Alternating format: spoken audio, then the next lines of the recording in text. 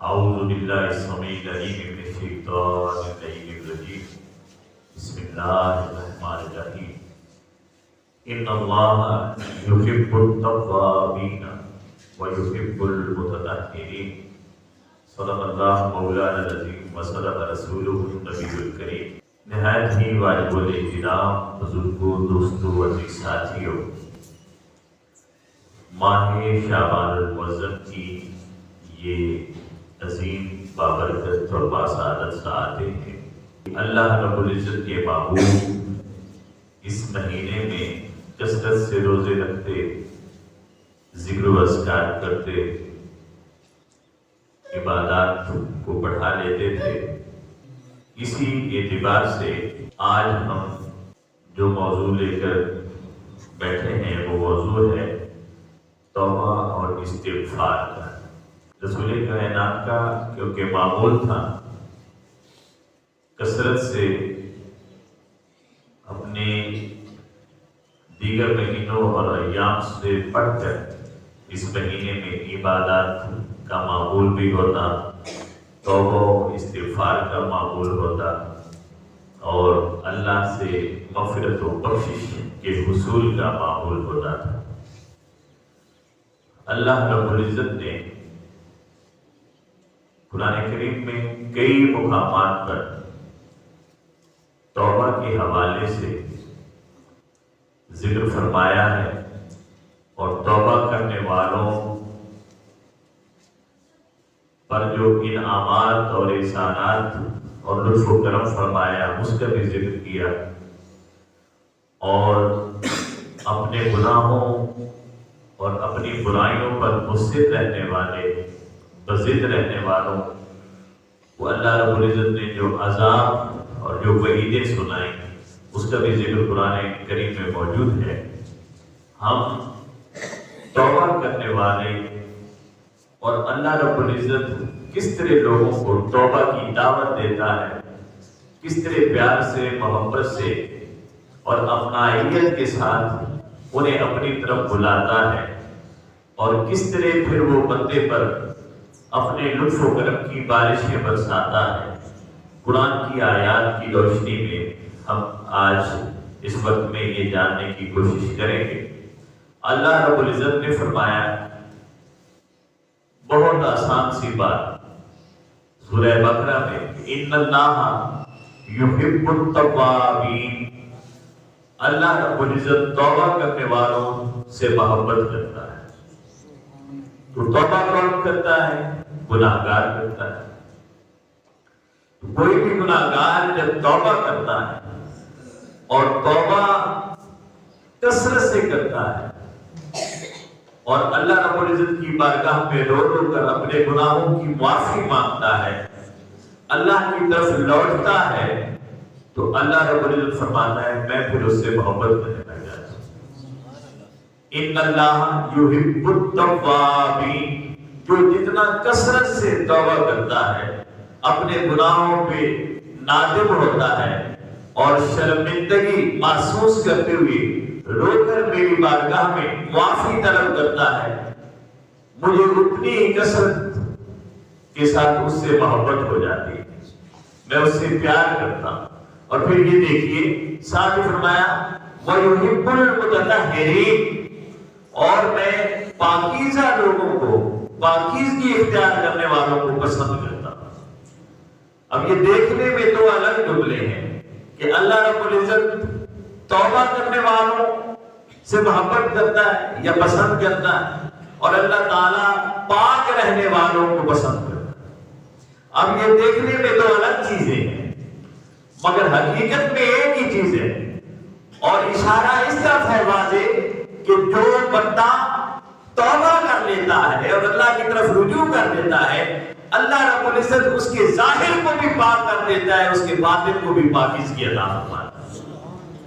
تو اللہ فرمانا ہے کہ جب توبہ کرتے ہو تو تمہارا توبہ کرنا ہی مجھے پسند آ جاتا ہے، اور اس پسندیدگی کہ عوض میں تمہیں پاکیزہ کر دیتا ہوں، تمہارے ظاہر کو بھی اور تمہارے باطن کو بھی۔ یہ کرم ہے اللہ رب العزت۔ ہماری عادت اور فطرت یہ ہے کہ ہمارے سامنے ہم چاہے کتنا بھی غلطیاں کرتے رہے، ہمارے سامنے کوئی غلطی کرے تو ہم اسے ہرگز معاف نہیں کرتے، یہ ہماری عادت ہے۔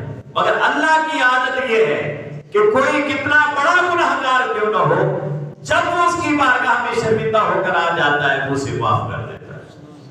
وہ نہیں دیکھتا کہ اس نے کتنے گناہ کیے اور کیسے بڑے بڑے گناہ کیے، وہ نہیں دیکھتا، وہ دیکھتا ہے کہ اس کی آنکھوں سے ندامت کے آنسو گر پڑے ہیں، بس یہی کافی، وہ معاف فرما دیتا ہے۔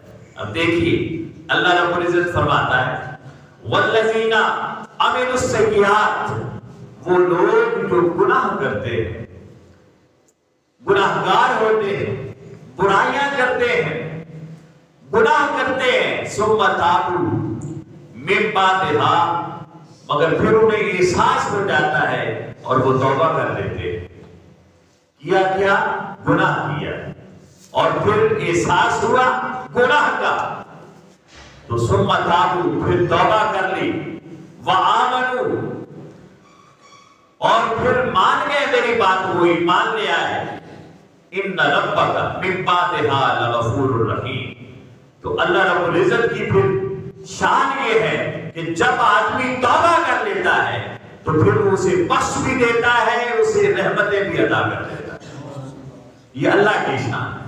یہ نہیں کہا کہ کب توبہ کی، کتنے گناہ تھے کہ توبہ کی، اور کیا کنڈیشن ہے کہ اس حد تک گناہ کرو گے تو میں بخشوں گا اور معاف کروں گا، کہا نہیں، گناہ کیا پھر توبہ کر لی، پھر میری بات مان لی، مجھ پر ایمان لے آئے، جو کچھ میں کہتا گیا کہتے گئے، جو کرتا گیا کرتے گئے، جو کہتا گیا، تو فرمایا کہ پھر اللہ رب العزت غفور، بہت زیادہ بخشنے والا ہے، اور رحیم، بہت بڑا مہربان اور رحمت کرنے والا، جو جس حالت گناہ میں بھی ہوتا ہے اللہ کی بارگاہ کی طرف لوٹ آتا ہے تو اللہ فرماتا ہے میں پھر حد سے زیادہ بخشتا ہوں اور حد سے زیادہ رحمتیں عطا کرتا ہوں، اس پر اپنی رحمتوں کی بارشیں نچھاور کرتا ہوں۔ پھر فرمایا اللہ رب العزت کو دیکھیں کہ اللہ فرماتا ہے علم یعلم، یہ کتنا پیار بھرا انداز ہے، ہم گناہ کرتے ہیں مگر گناہ کا پھر احساس بھی نہیں ہوتا، شرمندگی بھی نہیں ہوتی، پھر اس کی طرف لوٹنے کا دھیان بھی ذہن میں نہیں ہوتا۔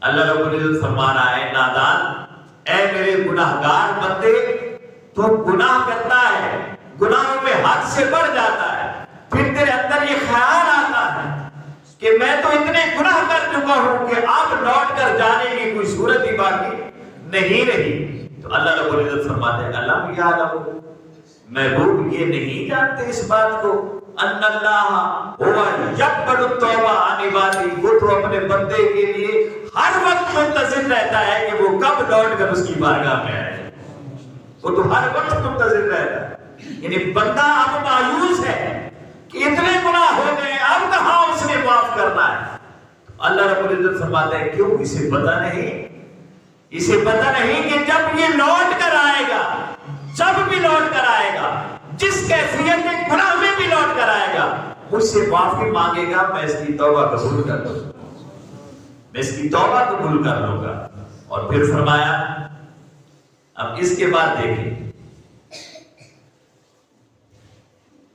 کیا خوبصورت بات کہ افلا یتوبون الی اللہ، کہ جب میں اس حد تک کرم کرتا ہوں، اس حد تک بخشش فرماتا ہوں اور رحمت کے بادل برسا دیتا ہوں اس پر، اس کے بعد بھی، اب یہ سوچنے کی بات کہ اتنا لطف و کرم ہے میرا، اس کے بعد بھی افلا یتوبون الی اللہ، یہ پھر بھی توبہ نہیں کرتے، کیا ہوا کہ یہ پھر بھی توبہ نہیں کرتے؟ میں اتنا منتظر ہوں بندے کی توبہ کا کہ اسے دعوت توبہ دیتا ہوں، افلا یتوبون، پھر بھی یہ توبہ نہیں کرتے، کیوں توبہ نہیں کرتے؟ وَيَسْتَغْفِرُونَهُ، اور اس سے بخشش طلب نہیں کرتے، یعنی ہر وقت میرا دروازہ کھلا ہوا ہے، جو جتنا گناہگار ہی کیوں نہ ہو، جب بھی لوٹ کر میری طرف آئے گا، میرا دروازہ رحمت و بخشش اس کے لیے کھلا ہوا ہے۔ واللہ غفور رحیم، میں حد سے بڑھ کر بخشش کرنے والا اور رحم کرنے والا۔ اور پھر دیکھیے وہ کیسے بخشش کرتا ہے، وہ فرماتا ہے آؤ لوٹ کر میرے طرف۔ بندہ ڈرتا ہے کیونکہ بندے نے اللہ کو دیکھا نہیں ہے، بندے نے بندے کو دیکھا ہوا ہے کہ جب کسی کے حق میں کوئی غلطی کر بیٹھے تو ہم اس کے سامنے آنے سے کتراتے ہیں، اور کوئی ذرا بڑا گناہ کر بیٹھے تو پھر زندگی بھر اسے منہ نہیں دکھاتے، کیونکہ ڈرتے ہیں کہ کہیں وہ اس کا بدلہ نہ لے لے۔ تو اللہ رب العزت کیونکہ نظر نہیں آتا تو ہم ڈرتے ہیں کہ ہو سکتا ہے اس کی طرف گئے تو وہ ہمیں سزا دے گا۔ تو اللہ رب العزت نے کیا خوب انداز بنایا ہے، کیا خوبصورت انداز ہے۔ فرمایا محبوب یہ مجھ سے ڈر رہے ہیں کیونکہ انہوں نے مجھے تو دیکھا نہیں ہے، انہیں میری رحمتوں کا اندازہ نہیں ہے۔ یہ ماحول میں دیکھتے ہیں کہ لوگ کتنے ظالم اور سخت ہوتے ہیں، جب ان کے شکنجے میں کوئی آ جائے تو وہ کتنا عذاب اور تکلیف دیتے ہیں، وہ بندے کو مار تک دیتے ہیں، قتل کر دیتے ہیں، گناہ کی انتہائی گھنوری سزائیں دیتے ہیں۔ اس لیے یہ مجھ سے بھی ڈر رہے ہیں، میری طرف نہیں آ رہے۔ محبوب ابھی دیکھیں اللہ چاہتا ہے کہ بندہ کسی نہ کسی طرح اس کی بارگاہ میں آ جائے، کسی نہ کسی طرح لوٹ آئے۔ اب اللہ نے جب دیکھا کہ یہ میری بات تو مان نہیں رہے، میں انہیں بلاتا ہوں مگر یہ دنیا کے ڈرے ہوئے ہیں، مجھے بھی انہی جیسا سمجھ رہے ہیں کہ جب لوٹ کر آئیں گے تو میں سزا دوں گا۔ اب لوٹ کر جانے میں اگرچہ چارہ بھی کوئی نہیں، کوئی یہ طاقت اور ہمت نہیں رکھتا کہ اللہ کے پاس لوٹنے سے وہ انکار کر سکے، کوئی نہیں رکھتا، مگر اللہ کی رحمت و کرم کا اندازہ لگائے۔ اللہ فرماتا ہے محبوب یہ مجھ سے ڈر رہے ہیں، مجھ سے ڈر رہے ہیں، میرے پاس نہیں آ رہے، مجھے ظالم سمجھتے، مجھے شدید العقاب اور شدید العذاب سمجھتے۔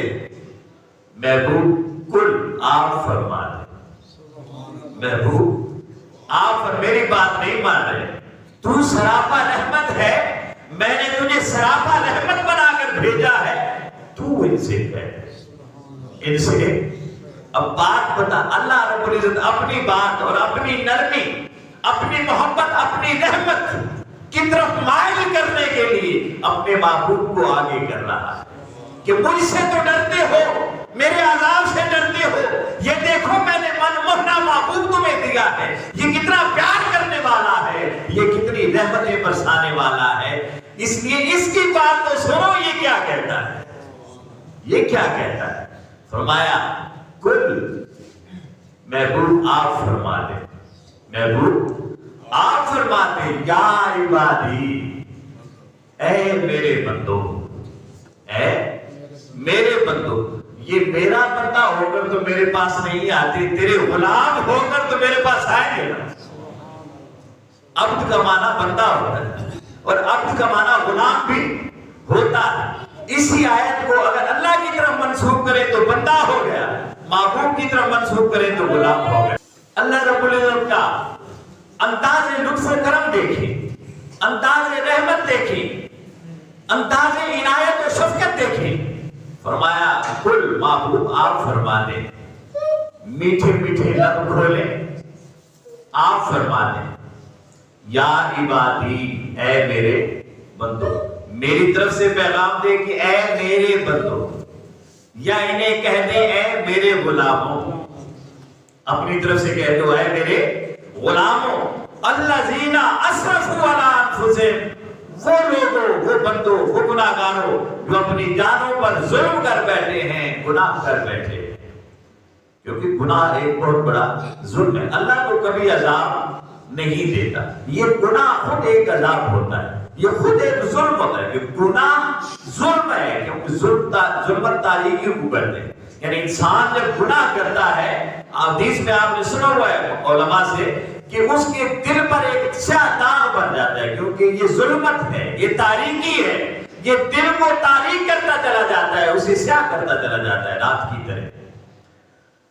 تو فرمایا اللہ تو ظلم نہیں کرتا، بندہ خود اپنی ذات پر ظلم کرتا ہے۔ کب؟ اس کے دل پر جو کالا تل بنتا ہے، داغ بنتا ہے، وہ خود اس کے گناہ کی وجہ سے بنتا ہے، اس کے گناہ کی وجہ سے۔ فرمایا ظلموا علی انفسہم، جو اپنی جانوں پر ظلم کر بیٹھے ہو، زیادتی کر بیٹھے ہو، لا تقنطوا من رحمت اللہ، اللہ کی رحمت سے مایوس نہ ہو۔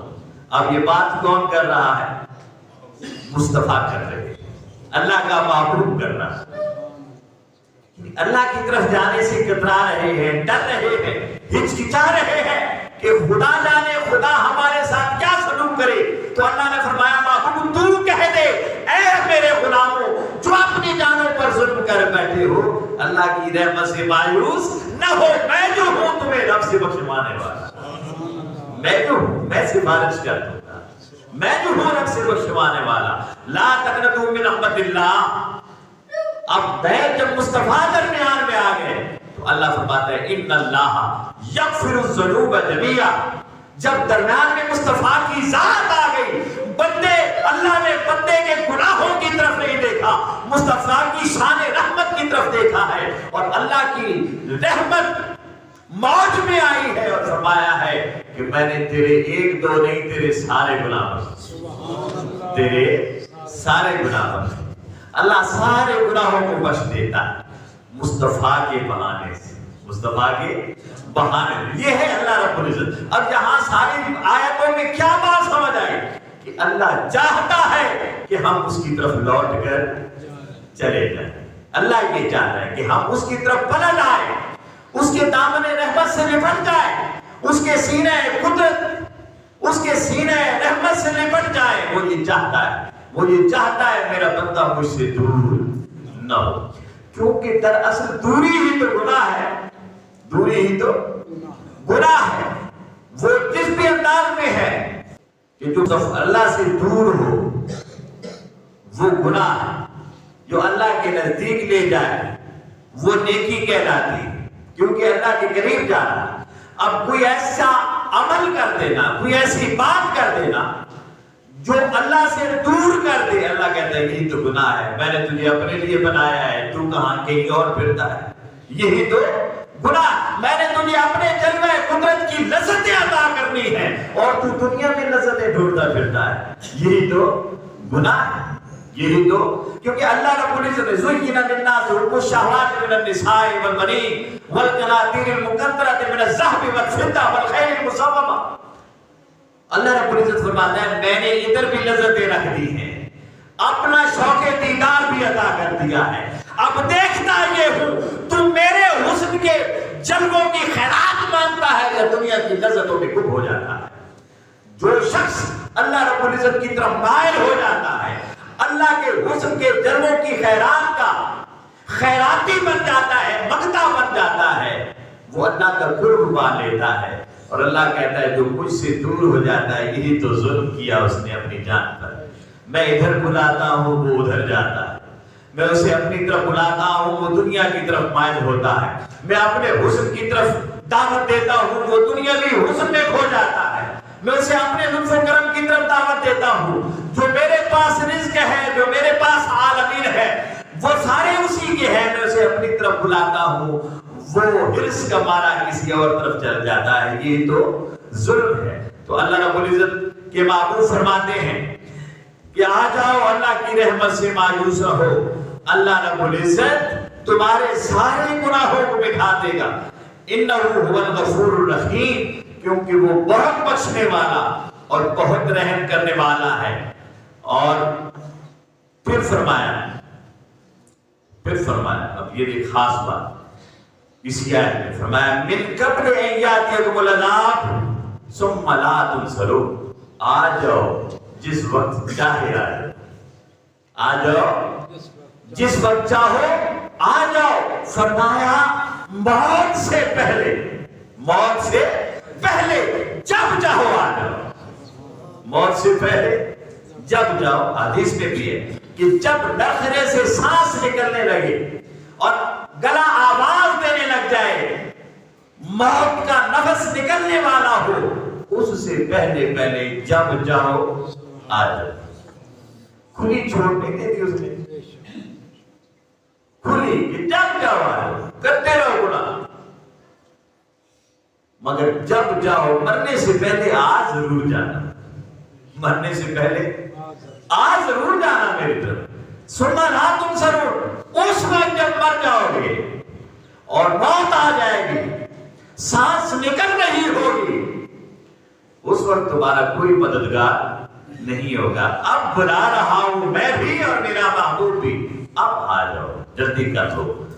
दोस्तान जी वक़ात, अब जब अल्लाह बुला लेता है तो उसका बुलाना ही बंदे के लिए काफी है, मगर साथ अल्लाह रब्बुल इज्जत उस पर अजर और सिला और इनामात भी फरमा रहा है। सिर्फ बुला नहीं रहा, साथ साथ इनामात भी फरमा रहा है, एहसानात भी फरमा रहा है, अजर और सिले भी अता फरमा रहा है। वो क्या अजर है, कुरान की आयत है, ये हमारी बात नहीं है। तौबा करने वाले जब खुदा की तरफ लौट कर आते हैं तो उसके लिए तो इतना ही काफी है, बस आ गए हो, और कुछ देने की दूसरी जरूरत भी नहीं है और देना चाहिए भी नहीं। अब अल्लाह रब्बुल इज्जत फरमा रहे हैं, यानी बंदा अल्लाह की जरूरत नहीं है, अल्लाह बंदे की जरूरत है। तो अल्लाह ने बुलाया, बंदा चला गया, जरूरत मुकम्मल होगी बंदे की, तो अल्लाह को चाहिए कि अब कुछ भी ना दे, तो उसे कौन रोकने वाला है, उसे कौन देने पर मजबूर करने वाला है।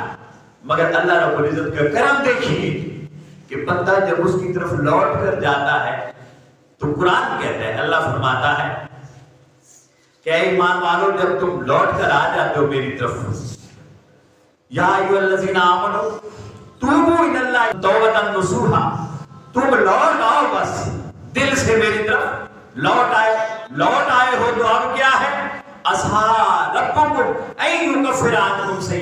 सबसे पहला कर्म क्या होता है, जिंदगी में जो गुनाह किए होते हैं अल्लाह रब्बुल इज्जत उन्हें मिटा दे। अब बात देखिए, एक खास बात, पिछली आयत में आपने पढ़ा था इन्ना रब्बका, कि बेशक महबूब तेरा रब, बेशक तेरा रब बहुत बख्शने वाला और रहम करने वाला है। रब्बका कहा, और जब बंदा लौट कर उसके पास चला गया, बंदा पहले डर रहा था ना, अल्लाह ने डायरेक्ट बात की तब भी डरा, फिर जब मुस्तफा के वास्ते से बात की तो भी अल्लाह रब्बुल इज्जत ने कहा वास्ता तेरा ही है, हो सकता है मैं कहूं तो फिर डर जाए, इसलिए तू कह मेरे गुलामों, अल्लाह गफूर रहीम है, वो बख्शने वाला।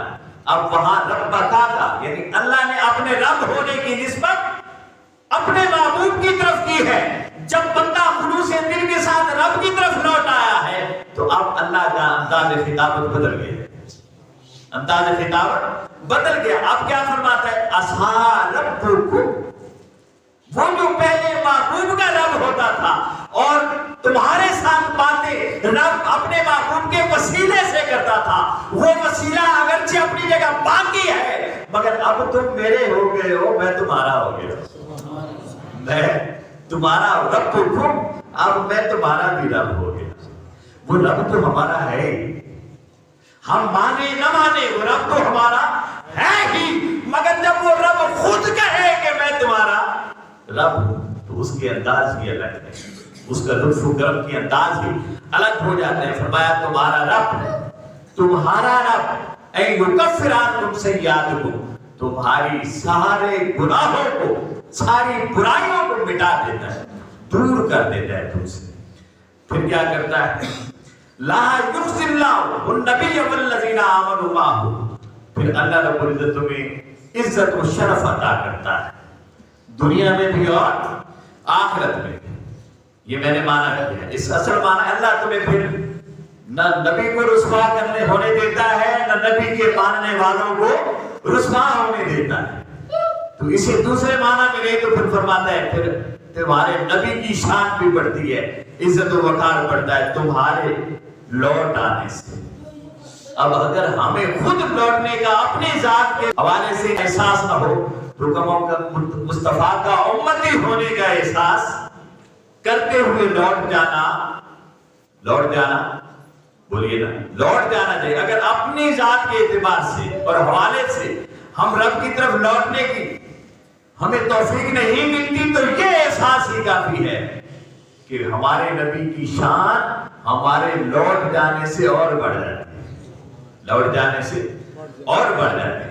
پھر اللہ رب العزت فرماتا ہے انعام کہ وہ لوگ الا الذین تابوا واصلحوا واعتصموا واخلصوا دینهم للہ فاولئک مع المؤمنین، اور پھر وہ سچے مومن بن جاتے ہیں. یہ انعام تھے گناہگار، فاسق، فاجر، کافر اور مشرک بھی ہو سکتے تھے، مگر جب توبہ کر کے اللہ کی بارگاہ کی طرف لوٹے تو اللہ نے فرمایا میں نے انہیں صاحب ایمان بنا دیا، صاحب ایمان بنا دیا. اور پھر دیکھیے اللہ رب العزت فرماتا ہے فمن تاب من بعد ظلمه واصلح فان اللہ یتوب الیہ ان اللہ غفور رحیم.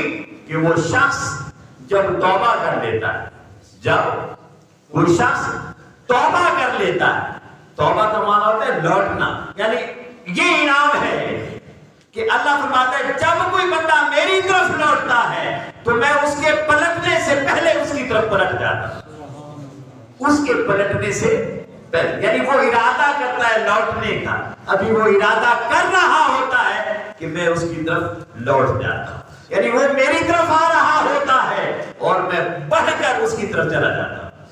حدیث آپ نے سنی ہے کہ جب کوئی بندہ ایک بالشت اللہ کی طرف بڑھتا ہے تو اللہ ایک گز بڑھتا ہے، جب بندہ چل کر اس کی طرف جاتا ہے تو اللہ دوڑ کر بندے کی طرف آتا ہے. یہ اللہ فرمایا قرآن کریم میں اللہ رب العزت نے فرمایا بندہ میری طرف پلٹتا ہے اور جس محبت جس جذبے کے ساتھ پلٹتا ہے اس سے بڑھ کر محبت اور جذبے کے ساتھ میں اس کی طرف پلٹ جاتا ہوں، میں اس کی طرف. یہ اللہ رب العزت کا انعام اور اللہ کا کرم ہے. اور پھر دیکھیے انعام کیا فرمایا الا من تاب وآمن وعمل صالحا فاولئک يدخلون الجنہ، انہیں جنت میں داخل کر دیا جاتا ہے. ہماری خواہش زیادہ زیادہ یہی ہوتی ہے کہ ہمیں کیا مل جائے، جنت. بھئی اللہ تو راضی ہو گیا، پتہ نہیں جنت مل سی گے نہ مل سی، تو اللہ نے فرمایا یہ تیرا کھٹکا بھی ذہن سے نکال دو، چل تجھے جنت چاہیے تو جنت بھی دے رہی ہوگی. جب اللہ خود مل جائے تو پھر جنت کی طرف یہ اس کی کوئی صورت ہی باقی نہیں رہتی. مگر انسان کیونکہ حریص ہے، اس کے اندر جنت جنت جنت اٹکی ہوئی ہے، کہا پھر جنت بھی دے رہی ہوگی، جنت بھی دے رہی ہوگی. پھر فرمایا آیا ہے کتنا پیارا کہ جو شخص لوٹ کر امرا منکم سوءا بجہالۃ ثم تاب من بعدہ واصلح، اور جس نے گناہ کیا، گناہ کرتا رہا اور پھر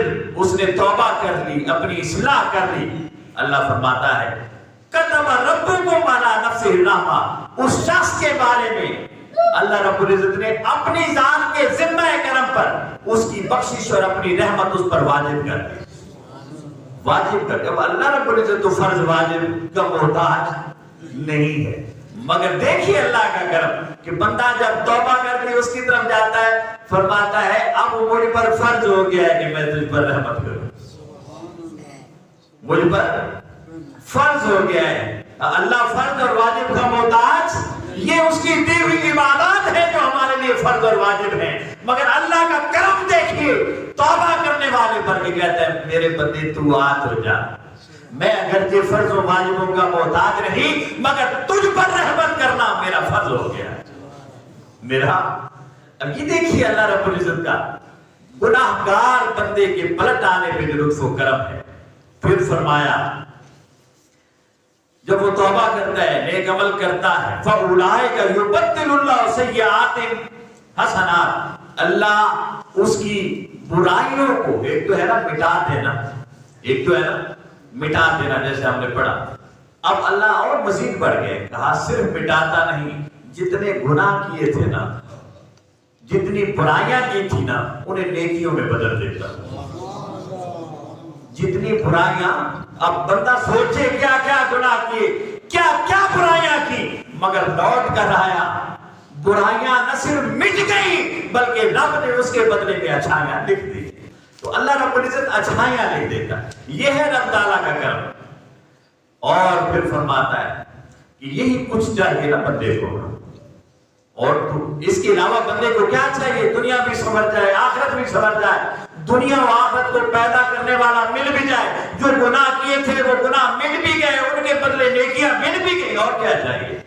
اللہ فرماتا ہے اس کے بعد پھر بھی کھٹکا رہتا ہے، پتہ نہیں کامیاب ہوئے کہ نہ ہوئے، کھٹکا تو پھر بھی رہتا ہے۔ اللہ فرماتا ہے فَأَمَّا مَنْ تَابَ وَآمَنَ وَعَمِلَ صَالِحًا فَعَسَىٰ أَن يَكُونَ مِنَ الْمُفْلِحِينَ۔ میرے محبوب، یہ میرے بندے تو یہی چاہتا ہے، لے تجھے میں نے کامیابیوں کا عنوان عطا کر دیا، تجھے نجات عطا کر دی ہے، تجھے کامیاب بندہ بنا دیا۔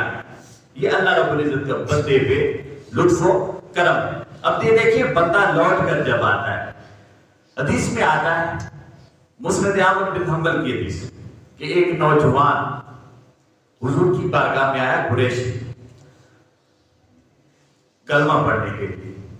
تو کہتا ہے کلمہ تو پڑھتا ہوں مگر میں بدکاری سے نہیں رک سکتا، زناکاری سے میں رک نہیں سکتا، بس کلمہ قبول کیجئے، ساری باتیں مانوں گا لیکن بدکاری نہیں چھوڑ سکتا، میرے بس کی بات ہی نہیں۔ ہم جیسا ہوتا تو کہتا اٹھ جا، دفع ہو جا، نکل جا یہاں سے۔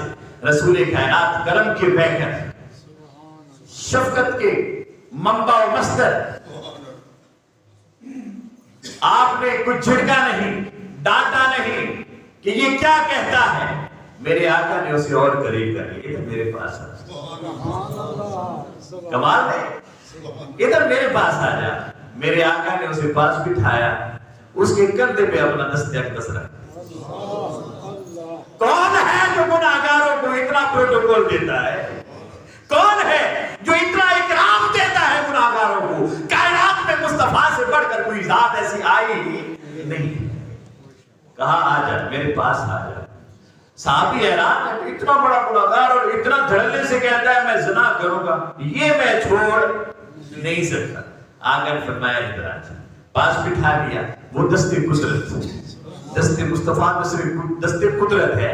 کئی بار میں کہتا ہوں کہ یہ مصطفیٰ کا جو ہاتھ ہے یہ خود خدا کا ہاتھ ہے۔ ہاتھ رکھا کندھے پہ اور فرمانے لگے اچھا ٹھیک ہے، یہ گناہ تو نہیں چھوڑ سکتا؟ جی میں نہیں چھوڑتا، بالکل نہیں چھوڑتا جی، یہ میرے بس ہی میں نہیں ہے۔ اچھا تو پھر بتا تو کس کے ساتھ یہ گناہ کرے گا؟ اپنی ماں کے ساتھ؟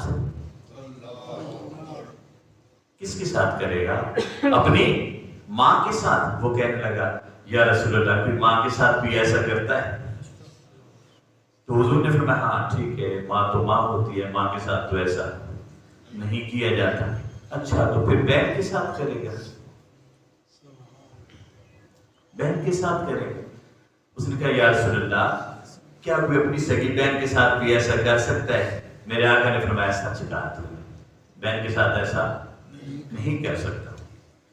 تو پھر حضور اکرم صلی اللہ علیہ وسلم نے ذکر کہا چچی کے ساتھ، پھوپھی کے ساتھ، خالہ کے ساتھ، کس کے ساتھ کرے؟ وہ انکار کرتا گیا۔ جتنے بھی محرمات تھے، محرمات تھے، سب کا نام لے لیا آقا۔ وہ کہتا کہ یا رسول اللہ نے اس کے بھی نہیں، اس کے ساتھ بھی نہیں، اس کے ساتھ بھی نہیں۔ وہ کہتا گیا تو میرے آقا نے فرمایا کہ پھر تو جس کے ساتھ بھی کرے گا وہ کسی کی ماں ہوگی، کسی کی بیٹی ہوگی، کسی کی خالہ ہوگی، کسی کی بہن ہوگی، کسی کی پھوپھی ہوگی۔ تو جس کے ساتھ بھی کرے گا اس کا کسی نہ کسی کے ساتھ ایسا رشتہ تو ہوگا۔ تو اس شخص نے ابھی جواب نہیں دیا۔ آقا نے احساس، نفسیاتی طور پر احساس دلا دیا کہ ہر ایک کے عورت کے کسی نہ کسی کے ساتھ یہ رشتے ہوتے۔ احساس دلایا جب نفسیاتی طور پر، تو دست قدرت پہلے اس کے شانوں پہ تھا، زبان دست محبوب پہلے ہی اس کے شانوں پہ تھا، زبان مصطفیٰ سے پھر نکلا مولا اس کے پچھلے گناہوں کو معاف کر دے اور آئندہ گناہ کرنے کی توفیق اس سے چھین لے، آئندہ گناہ کرنے کی توفیق اس سے چھین لے۔ میرے محبوب کے لب ہلنے تھے، رب تو منتظر ہی مصطفیٰ کے لبوں کا ہے، رب تو دیکھ ہی مصطفیٰ کے چہرے کو رہا ہوتا ہے، رب تو دیکھ ہی مصطفیٰ کی اداؤں کو رہا ہوتا ہے، رب تو دیکھ ہی مصطفیٰ کے اور سنی مصطفیٰ کے جملوں کو رہا ہوتا ہے۔ رب تو محبوب کے بولنے کا مشتاق رہتا ہے، ادھر محبوب بولتا ہے، ادھر محب کہتا ہے وکیل ہی महबूब तेरे लब हिले तेरे बोलने की कसम, तेरे बोलने की कसम। रब ने गोया वही कसम खाई कि महबूब तू बोल रहा है, तेरे बोलने की कसम। इधर तेरे लब हिले हैं, मैंने इसे इसके पिछले गुनाह मिटा दिए हैं और आइंदा ऐसा रहीम हूं कि इससे गुनाह करने की ताकत ही सलब कर दी। और साहबा कहते हैं कि वो नौजवान फिर गलियों में रहा, मदीने की गलियों में, फिर हमने उसे कभी आंख उठाकर किसी औरत की तरफ देखते नहीं थे। ये है वो अंदाज मुस्तफा का कि अल्लाह फरमाया कुल या इबादी अल्लज़ीना असरफू अला अनफुसिहिम, कि महबूब ये मेरी बात नहीं मानते, तू कह दे कि मेरे गुलामों मेरी तरफ आ जाओ, वो बख्श देगा, वो बख्श देगा। तो अल्लाह रब्बुल इज्जत ने अपने महबूब के जरिए उस शख्स के पिछले गुनाह भी माफ फरमा दिए और अगले गुनाहों की तौफीक भी सल्ब फरमा दी। दोस्तान जी वकार, ये अल्लाह रब्बुल इज्जत गुनाहगार को हर तरफ अपनी तरफ बुला रहा है। और वो क्यों बुलाता है? इसलिए कि वो महबूब की निस्बत को देखता है, महबूब की निस्बत को देखता है। वरना हम क्या गुनाह करें, नेकियां करें, ना हमारे गुनाहों का उसकी जात पर कुछ असर है, ना नेकियों का उसकी जात पर कुछ असर है। वो निन्याज है हमारे गुनाहों से भी, हमारी बुराइयों से भी, अपनी हमारी नेकियों से भी, मगर क्योंकि मुस्तफा से ताल्लुक जुड़ गया। अल्लाह फरमाता है वमा कान अल्लाहु लियुअज़्ज़िबहुम व अंत फ़ीहिम, महबूब तू यहाँ रहता है, इनके दरमियान रहता है, तेरे होते हुए मुझे हया आती है कि मैंने अज़ाब दूं, मुझे इन्हें अज़ाब देते हुए हया आती है। इसलिए मैंने खुली छुट्टी दे दी है कि गुनाहगार गुनाह करता रहे, हद से बढ़ जा, मगर मरने से पहले लौट जरूर आना, मरने से पहले लौट जरूर आना। अल्लाह रब्बुल इज्जत हमें काश अपनी बारगाह की तरफ बढ़ जाने की तौफीक अता फरमाए। अल्लाह रब्बुल इज्जत हमें तौफीक अता फरमाए, उन गुनाहगारों में कम से कम जरूर शामिल कर दें जो उसे पसंद है। जब वो तौबा करते हैं ना, बड़ी खूबसूरत बात है, अगले जुमा पर करूंगा क्योंकि अब टाइम आगे जा रहा है और उस छिड़ गया तो फिर बात और आगे बढ़ जाएगी। इसलिए इसे यहीं पर इस मौजू को खत्म करते हैं, बस इस दुआ के साथ कि मौला मुस्तफा के वसीले से जो करम हम पे कर रखा है और हमारे गुनाहों से सरफे नजर करता है, मौला उसी अपने महबूब के वसीले से हमें इन गुनाहों से माफी की तौफीक भी अता फरमा, खालिस माफी की तौफीक अता फरमा, तौबतुन नुसूह की तौफीक अता फरमा। वमा अलैना इल्लल बलागुल मुबीन।